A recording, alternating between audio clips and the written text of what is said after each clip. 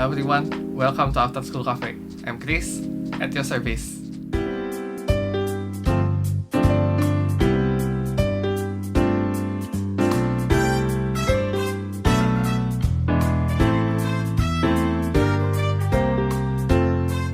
Halo teman-teman, bahasan kita hari ini adalah mengenai fungal acne. Ini merupakan nama yang sering banget kita dengar di masyarakat, tapi sebenarnya nama ini tuh menyesatkan ya, misleading. Kenapa begitu?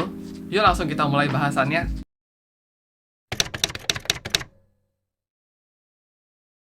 Oke, pertama-tama kita bahas dari nama fungal acne ini. Kalau mendengar namanya, ini seakan-akan merupakan jerawat yang disebabkan oleh infeksi fungi atau infeksi jamur. Nah, padahal seperti yang udah pernah kita bahas di video sebelumnya, jerawat itu dominan disebabkan oleh infeksi bakteri. Ayo teman-teman, masih ingat kan nama bakterinya apa? Kalau lupa bisa coba dilihat videonya ya. Dan kembali lagi, jerawat itu bisa terbentuk karena adanya sumbatan di pori-pori kita oleh minyak, sel kulit mati, ditambah dengan infeksi bakteri. Ya kan? Nah, tapi kalau fungal acne ini, dia sebenarnya merupakan infeksi jamur yang terjadi pada folikel-folikel rambut kita. Jadi, secara prinsip aja, sebenarnya fungal acne itu nggak bisa kita sebut sebagai jerawat. Makanya, nama fungal acne itu sendiri sebenarnya merupakan nama awamnya, tapi istilah medisnya itu kita mengenalnya dengan sebutan Malassezia folliculitis. Folliculitis berarti peradangan pada folikel rambut, sedangkan Malassezia adalah jamur atau ragi penyebab keadaan ini, yaitu Malassezia furfur. Malassezia furfur ini merupakan kombinasi dari dua jenis jamur, yaitu Pityrosporum ovale dan Pityrosporum orbiculare. Nah, makanya dulu nama Malassezia folliculitis ini disebut dengan Pityrosporum folliculitis. Nama fungal acne ini sebenarnya cuma nama awam aja, karena nama seharusnya adalah Malassezia folliculitis, dan ini bukan jerawat, oke?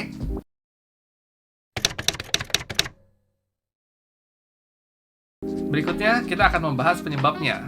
Sesuai dengan namanya, kondisi ini disebabkan oleh jamur atau ragi, dan di mana yang paling sering ini disebabkan oleh Malassezia furfur. Nah, Malassezia furfur ini sebenarnya merupakan flora normal atau ya jamur normal yang ada di kulit kita lah. Jadi sebenarnya memang selalu ada, tapi nggak sampai menimbulkan gangguan. Tapi ada keadaan-keadaan tertentu yang bisa menyebabkan pertumbuhan jamur ini semakin banyak di kulit kita. Misalnya dengan kondisi udara yang lembab atau kondisi kulit kita yang gampang berkeringat, terutama dengan konsumsi makanan atau menggunakan produk-produk yang banyak mengandung lemak. Nah, itu kadang-kadang bisa menimbulkan Malassezia folliculitis. Kembali lagi, ini harus dibedakan dengan jerawat atau acne. Kalau jerawat itu kan dia disebabkan oleh infeksi bakteri pada pori-pori. Sedangkan kalau Malassezia folliculitis ini dia disebabkan oleh infeksi jamur pada folikel rambut. Oke, jadi kita sama-sama harus paham konsep ini dulu. Lalu, gimana caranya kita membedakan Malassezia folliculitis dengan acne vulgaris atau jerawat pada umumnya itu? Karena secara tampilan memang terlihat amat sangat mirip sebenarnya.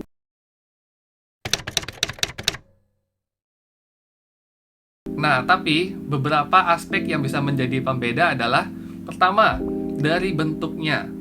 Kalau teman-teman lihat jerawat biasa atau acne vulgaris itu, dia biasanya sifatnya multiform ya, jadi ukurannya macam-macam, bentuknya macam-macam. Kadang-kadang juga disertai dengan komedo, blackhead, whitehead. Jadi ada yang besar, ada yang kecil, ada yang kadang meradang, ada yang ada nanahnya, ada yang enggak. Sedangkan biasanya kalau Malassezia folliculitis ini, dia bentuknya uniform atau satu bentuk aja, sama. Jadi dia biasanya tuh kecil-kecil, ukurannya 1-2 mm, dan biasa bentuknya itu hanya papul atau pustul aja. Jadi cuma kayak nimbul kecil-kecil sama paling ada kayak nanah sedikit gitu. Lalu pembeda yang kedua, Malassezia folliculitis ini sering kali disertai dengan rasa gatal. Apalagi kalau misalnya kondisi kulit kita lagi berkeringat atau lagi berminyak. Beda sama jerawat yang rasanya tuh lebih dominan sakit daripada gatal. Nah, tapi kembali lagi, kalau hanya berdasarkan tampakan dan juga keluhan-keluhan ini tuh sebenarnya sulit banget buat membedakan Malassezia folliculitis dengan acne vulgaris, dengan jerawat biasa. Nah, inilah yang menyebabkan kenapa kadang-kadang tuh ada Malassezia folliculitis yang tidak terdiagnosa dan tidak ditangani dengan tepat. Oh, kita lihat kayak ada jerawat nih, kita pakein obat-obat jerawat kayak misalnya BPO atau kita minum antibiotik, tapi kok nggak sembuh-sembuh, nggak hilang-hilang, malah mungkin makin parah. Apalagi kalau misalnya disertai dengan rasa gatal, ditambah lagi terasa lebih berat pada saat kita berkeringat. Nah, itu kita mungkin boleh curiga ke arah malassezia folliculitis. Setelah membahas gejalanya, tentu kita juga harus tahu gimana sih cara mengatasinya. Kembali lagi ke dasarnya, karena malassezia folliculitis ini disebabkan oleh jamur.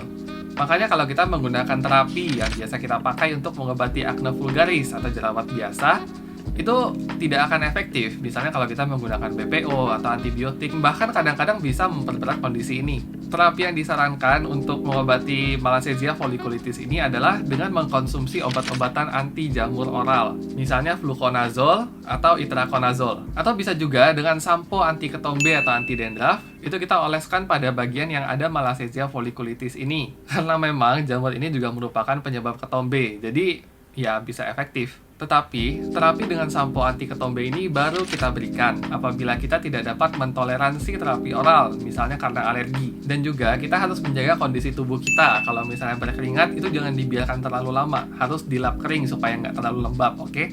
Sebenarnya malassezia folliculitis ini nggak bisa 100% dicegah karena memang ada aja orang-orang yang lebih rentan terhadap kondisi ini. Tapi ada beberapa hal yang bisa kita lakukan. Yang pertama adalah itu tadi, kalau berkeringat kita ya jangan dibiarin terlalu lama dalam kondisi berkeringat lembab. Dan yang kedua, jamur-jamur penyebab kondisi ini merupakan jamur yang sifatnya lipofilik atau dia menyukai lemak. Jadinya, kalau kita menggunakan produk-produk yang mengandung fatty acid, misalnya linoleic acid, lauric acid, stearic acid, sebaiknya kita menghindari penggunaan produk-produk yang mengandung bahan-bahan tersebut apabila kita memang rentan terhadap malassezia folliculitis. Bahan lain yang harus dihindari adalah benzoyl peroxide karena dia dapat menyebabkan kulit kita jadi terlalu kering dan memperparah kondisi ini. Selain fatty acid, bahan-bahan lain yang harus kita hindari adalah yang mengandung ester. Ini bahan-bahan yang biasa belakangnya 88 gitu loh. Kayak isopropyl palmitat atau gliseril stearat dan sejenisnya. Pokoknya yang belakangnya ada 88 gitu deh. Dan juga bahan-bahan yang merupakan hasil fermentasi, misalnya galactomyces.